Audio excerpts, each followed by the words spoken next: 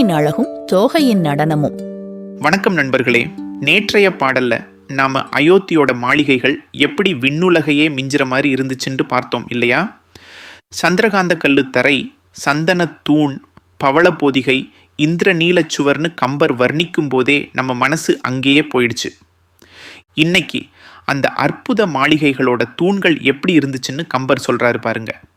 ஆனா இங்க ஒரு சின்ன சுவாரஸ்யம் இருக்கு. கம்பர் ஒரே வர்ணனையில 2 விதமான அழகை நமக்கு காட்ட போறாரு.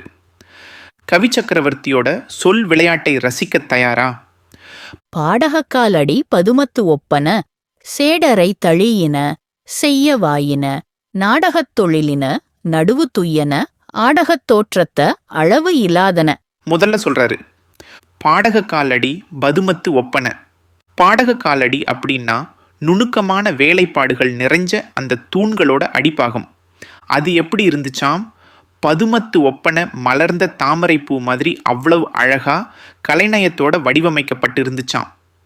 யோசிச்சு பாருங்க, ஒரு தூணோட அடிப்பீடமே தாமரை மலர் போல இருக்குன்னா அந்த மாளிகை எப்படி இருக்கும்? ஆனா இங்க தான் கம்பரோட திறமை ஜொலிக்குது. பாடகக்கால் அப்படிங்கிறதுக்கு இன்னொரு அர்த்தமும் இருக்கு. பெண்கள் காலில் அணியிற பாடகம்ங்கிற ஒரு வகை கொலுசு. அப்போ பதுமத்து ஒப்பனைங்கிறது அந்த பெண்களோட தாமரை மலர் போன்ற பாதங்களை குறிக்குது. ஆக அந்த தூணோட அடிப்பீடம் பாடகம் அணிஞ்ச நாட்டிய பெண்களோட தாமரை பாதங்கள் மாதிரி இருந்துச்சுன்னும் ஒரு பொருள் இருக்கு பாருங்க. அடுத்த வரி, சேடரை தழியின, செய்ய வாயின.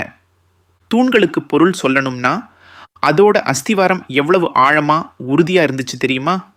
சேடரை தழியின, அதாவது பூமிக்கு அடியில் இருக்கிற நாகலோகத்தையே தொட்டு தழுவி நிற்கிற அளவுக்கு ஆழமான வலிமையான அஸ்திவாரம் கொண்ட தூண்களாம். செய்ய வாயின அப்படின்னா அந்த தூண்கள் மேலே செஞ்ச வேலைப்பாடுகளால் ரொம்ப செம்மையா நேர்த்தியா அழகா விளங்குச்சாம். இப்போ இதையே நாட்டிய மங்கையருக்கு பொருத்தி பாருங்க. சேடர்னா இளைஞர்கள்னும் ஒரு பொருள் உண்டு. அப்போ சேடரை தழியின இளைஞர்களை அணைத்து கொள்கின்ற மங்கையர், செய்ய வாயின சிவந்த அழகான இதழ்களை உடையவர்கள். பார்த்தீங்களா?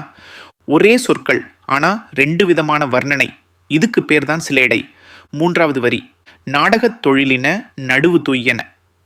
தூண்களை பொறுத்த வரைக்கும் நாடு அகத்தொழிலின், அதாவது நாடு முழுக்க இருக்கிற எல்லாரும் பார்த்து ரசிக்கிற அளவுக்கு, எல்லாரும் விரும்பி காணும் அளவுக்கு அவ்வளவு பெரிய கலைத்திறனோடு செய்யப்பட்ட தூண்கள் அது.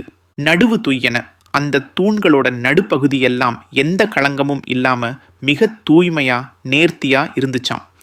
இதே வரிகளை அந்த பெண்களுக்கு பொருத்தி பாருங்க. நாடகத் தொழிலின ரொம்ப நேரடியாவே புரியுது. நாட்டியம் ஆடுறது தான் அவங்களோட தொழில். நடுவு துய்யன, இங்க நடுவுன்னா இடுப்பு, துயினா பஞ்சு. பஞ்சு போல மெல்லிய நுண்ணிய இடையழகு கொண்டவர்கள்னு அர்த்தம். என்ன ஒரு கற்பனை பாருங்க. கடைசி வரி, ஆடகத் தோற்றத்தை அளவு இலாதன. ஆடகத் தோற்றத்தை ஆடக பொண்ணுன்னு சொல்ற உயர்வான தங்கத்தால செஞ்ச மாதிரி அந்த தூண்கள் தகதகன்னு ஒளி வீசிக்கிட்டு இருந்துச்சாம். அதே போல அந்த நாட்டிய மங்கையரும் பொன் போன்ற மேனி அழகோடு திகழ்ந்தார்கள். கடைசியா அளவு இலாதன, இப்படிப்பட்ட அழகு நிறைஞ்ச அற்புத வேலைப்பாடு கொண்ட தூண்களை உடைய மாளிகைகள் அயோத்தியில 1-2 இல்லையாம், எண்ணிக்கையே இல்லாம கணக்கில்லாம நிறைஞ்சு கிடந்துச்சாம்.